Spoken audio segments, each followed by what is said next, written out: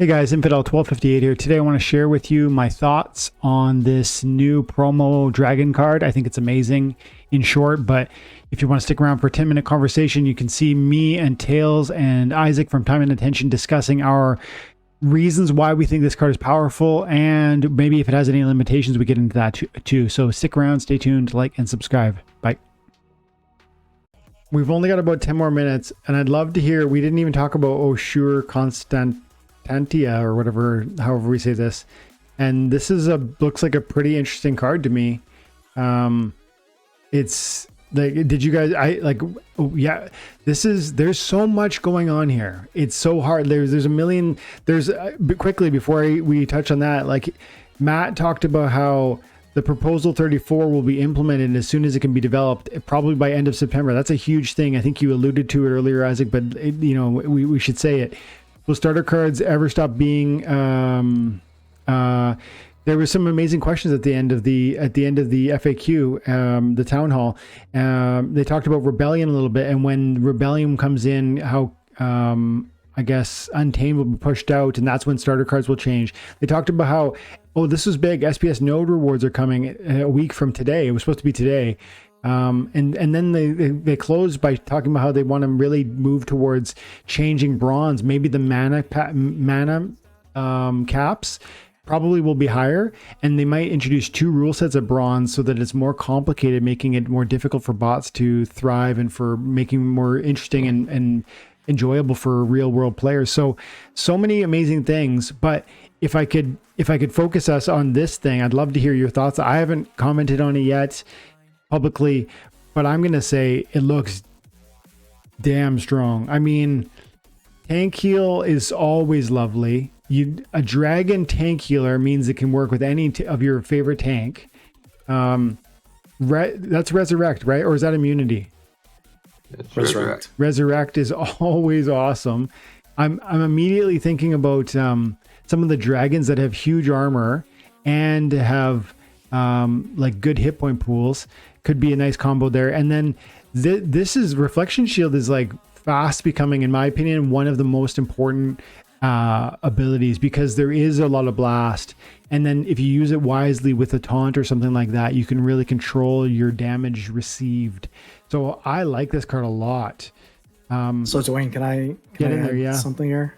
So I will just say, and I think this will be near and dear to your heart here, because this card to me is a modern day upgrade to the Corrupted Pegasus. If you have a death team that you are a little remiss with in the modern league because you're not doing so well with Waka perhaps, or maybe you just can't afford Corrupted Pegasus, this card is fantastic as a dragon card to combine with death, because it basically fulfills that role but does so much more. It's got the magic damage, it's got the tank heal, so it's essentially the Corrupted Pegasus with reach, but instead of melee damage it's doing the magic damage, and it's got the tank heal. Then it adds resurrect, which obviously death doesn't have really resurrect other than the Ancient Lich. Yeah. So that's a great benefit to the death team. So you get a heal and a resurrect with death, and then you also get Reflection Shield. So as an off tank, you're pretty much, I mean, unless you're facing a Jotun team with a lot of scatter shot, which is pretty much the default Jotun team these days, you're pretty much nerfing Jotun by default with that Reflect Shield in the second position. So this card to me, if you look at the value of Corrupted Pegasus in the market, I think it goes on the market and immediately stabilizes at like a Dr. Blight level card just for those reasons alone. Not even any other splinters and the dragon synergies that we could talk about as well.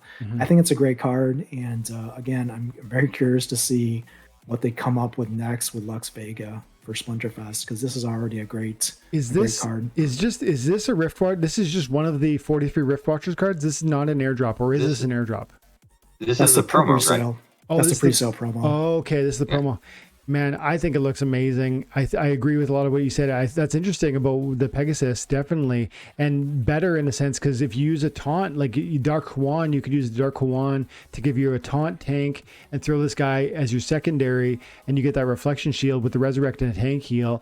Interesting. Isaac, what do you think? So for me, again, I play it Silver and Gold right now. I don't think we got the breakdown of its abilities. I'm guessing it starts with Tankiel, gains Resurrect, and then gains Reflection Shield as the final ability. So in that mind, I still think it's really good. I think it's one of those cards that doesn't really have a super strong weakness. Yeah. And like, if you can afford the 7 mana, why aren't you playing this card, right? Like, when you get those big dragon abilities, that's like, okay, like I can see playing this with Quicks. I can see playing this with, like, if you know it's going to be like a heavy melee matchup coming at you with Sungazer. Like, it seems like a good card. Like, Tankiel and Resurrect in itself would be ridiculous. So I'm looking at it probably having Tankiel and Resurrect at gold, probably. Yeah. So I think it's good. This is my reason for wanting to buy 50 Ruptures packs, at least. Is to get, like, I got lucky with Dr. Blight and got 2 with 15 packs. But I don't think I'm going to get off that lucky again. So I'm thinking trying to get 50 Rift Watchers packs to at least get one towards my. So 50 will get you one for sure, regular foil. And was it how many gets you a gold foil? 1,000? 500. It's 1,000. Yeah. 1,000. Okay. And then, but it's not just if you buy that's like Chaos Legion with Dr. Blight. If you buy 1,000, you'll get 1 gold foil, and I think like 18 or something. You'll get 19 regular foils also. So it's like you get your 1 for every 50. Plus at the 1,000 mark, you get one of the regulars turns into a gold foil, is what they did with Dr. Blight. That's very tempting. I just don't know where it's going to come from, because I'm deeply interested in more plots of land. I'm deeply interested in more of all of it. Like we've said, we've said already. So I think that was my call out, is I think you have to prioritize. And that's why I'm putting tower defense lower, because I don't think we're going to get it to quarter 1. I'm guessing it won't sell. If I'm wrong and it sells out, I think everything explodes, right? If tower defense sells out the first, before when the general packs go on sale and it's sold out before the end of October, then I think everything's blown up and we're all doing fine and we're not really worrying that we missed out a little bit, right? Yeah. And so I think you probably have time to get your tower defense packs. So I'm going to focus on my Rift Watchers and Chaos Legion packs, and then once we see the reward changes, because I mean, seriously, if you haven't looked at the reward changes and you're playing in silver or gold, you really need to consider trying to get to gold or diamond. Yeah. Because the way they're sharing the rewards, they're cutting the pie. Yeah. And now gold, diamond, and champion will have bigger pieces of the pie with smaller people taking pieces. And like modern champion is literally just going to be maxing like 36 SPS a win at the start of their seasons. Yeah. It's because like as soon as you get there, you're going to be getting ridiculous rewards. So like if you want the big rewards, you almost got to be in diamond or champion to get them. So it's going to be a change. And I think when people on silver and bronze start seeing they're getting 0.008 or 0.004 SPS per win, I think they're going to be really upset. I don't think that's going to be super exciting. So we'll see. I think the reward changes are going to shock a lot of people because they thought they voted on getting more rewards and taking rewards from bots. And I don't know that that's going to be the outcome at all. Yeah.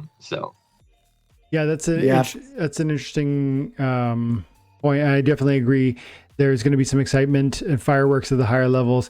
Hopefully that leads to more people doing what you just said you want to do. And then ultimately that's positive for our economy in the sense of more buying, more renting, more investment in the space, more SPS acquisition and staking and so on. Because it is good that we reward our best players, because we all one day will be those best players. If we're already here in 40 years time, you're going to be a whale. And so we want that, but maybe this misses the mark in some respects, but maybe just, I want to pull it back for 1 or 2 more minutes on the Oshuur Constantia, I guess, because tank heal is pretty powerful, and there isn't a lot of it. Like if you look at wild, look on my screen, I got wild. So I guess if I erase wild, these are tank healers available within the game that are playable in wild. And there's alphas here, and some of them are betas, so duplicates. But there's a lot of different cards on the screen right now. But then when we go down to modern, the options are really pared down.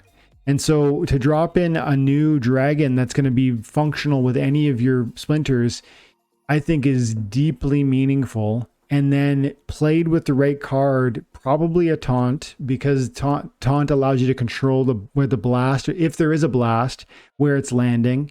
And then that reflection shield, so powerful at reducing that incoming damage.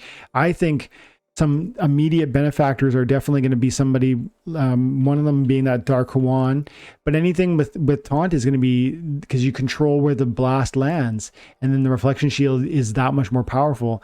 Obviously Shieldbearer likes it, but I think you got me thinking about Dark Hawan because you were saying, you know, death, and that you're right, they don't have a lot of they only have the one resurrection. They don't have a lot of heals either, by the way. And so if you play death, I really think that might be an interesting move. Like, look at what do they have for tank heals? They've got Corrupted Pegasus, and they've got Tortesian Chief. That's it. Yeah. And, so this is a big option. I'm on modern. I'm looking at death. I'm searching tank heal. They literally have nothing in the modern that's their own. Like, you're right. Tortesian Chief is a neutral. They can use them. And the other one, the Pegasus, they can use them, but is it a wild? Yeah. So I mean, the very powerful. If black is your team, very powerful monster to have up your sleeve. Maybe before we go, let's check in with the chat and see if there's anything else that's lingering. And I'd love to give you guys each a minute or two to have some closing remarks too, if there's anything that you feel you want to circle back on or whatever. Butters said he's been acquiring his vouchers for 48 cents. Also just signed up for the live today, signed up for the YouTube channel. So I appreciate it, Butters. And let's see, 50 copies per guarantee. Yeah. And 300, Butters says 300 packs for gold. I don't know if that's accurate for the legendary summoner there. It was 1,000 with Dr. Blight. About 300 vouchers.